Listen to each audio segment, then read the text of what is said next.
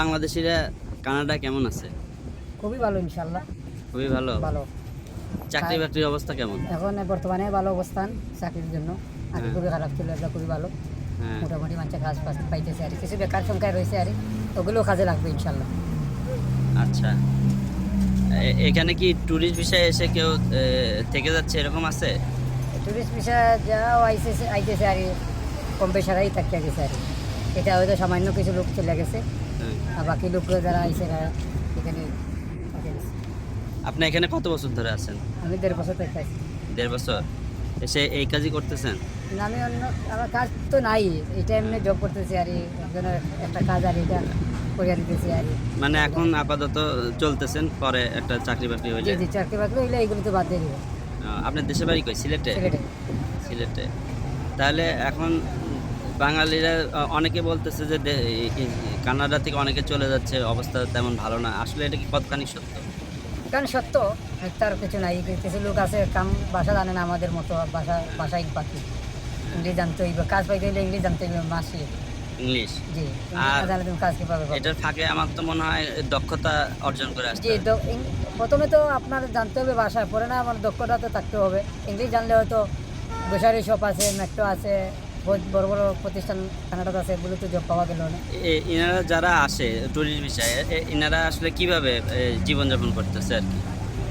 এনারা দেখতেছি আর একটা কষ্টের মাঝে আছে, মাই বেনিফিট থেকে যা পাইতেছে খাইতেছে আর বা এই সময়গুলো বেকার যাচ্ছে আর আর যারা কষ্টের মাঝে আছে টুকটাক বিভিন্ন জায়গায় ঢুকে গেছে তারা ইয়ে করতেছে নাকি? জি, জি, তারা সার্ভাইভ করতে পারতেছে। জি স্যার।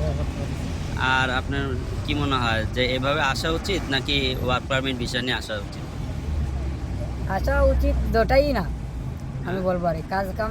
পয়লা কথা হলো গিয়া যে আসবে সে ইংলিশ জানতে হবে, প্লাস কাজ জানিয়ে আসতে হবে, দুটাই তো আপনার থাকতে হবে। তে কানাডা আসলে সাকসেস হবে। ট্যুরিস্ট ভিসা তো যারা আসে ধরেন 6 মাসের মেয়াদে, তো এনারা থাকে কিভাবে আসলে? টুরিস্ট ভিসা বলতে টুরিস্ট ভিসা সকল বেশি থাকে না, ওনারা চলিয়া যায়। যারা ভিজিট ভিসা আইছে ওনারা থাকতেছে, আচ্ছা। আর টুরিস্ট ভিসা এরা চলে যাইতেছে। ভিজিট ভিসা কি সরকার এখন কড়াকড়ি করছে নাকি আগের মতোই আছে? করা হয় এখন তো আর ভিসা বলতেই দিতে মানে নাই, আগের মতো কিছু নাই। আমরা সরকারের যেভাবে দিচ্ছে ভিসা আর এগুলো দক্ষতার উপরে দিচ্ছে আর আচ্ছা, তাহলে এখন আপনি বলতেছেন যে যারা আসবে কাজ শিখে আসুক এবং ইংলিশ ভালো শিখে আসুক, তাই তো? ওই দুইটা জানলে ইনশাল্লাহ চাকরি হয়ে যাবে। এখানে চাকরি অ্যাভেলেবল আছে, ভবিষ্যৎ আছে। ভবিষ্যৎ ভালোই। আপনি দুটা জিনিস জানতে পারলে কানাডাতে আসতে। কিন্তু আরেকটা জিনিস তো একটা খেয়াল করলাম, জিনিসপত্রের দাম অতিরিক্ত বেশি। না, এগুলো এই দেশের পরিমাণ মতো খুবই সস্তা, মানে ইনকাম যেরকম খরচ সেরকম। জি জি জি, এভাবে এখানে জিনিসপত্রের দাম আমরি কিছু না আর আপনার চাকরি বা অন্য কিছু থাকলে এগুলো আপনার চলে যেতে পারে, সমস্যা হবে আচ্ছা, থ্যাংক ইউ। শেষে কিছু বলবেন?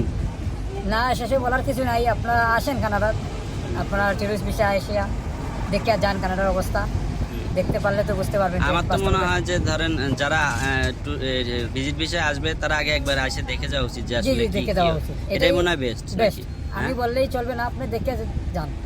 আমার বলা দিয়ে হয়তো আপনার কিছু আসা যাবে না, কিন্তু বাস্তব জায়গায় আমরা আছি, আমরা যেগুলো বলবো সত্যি কথা বলবো।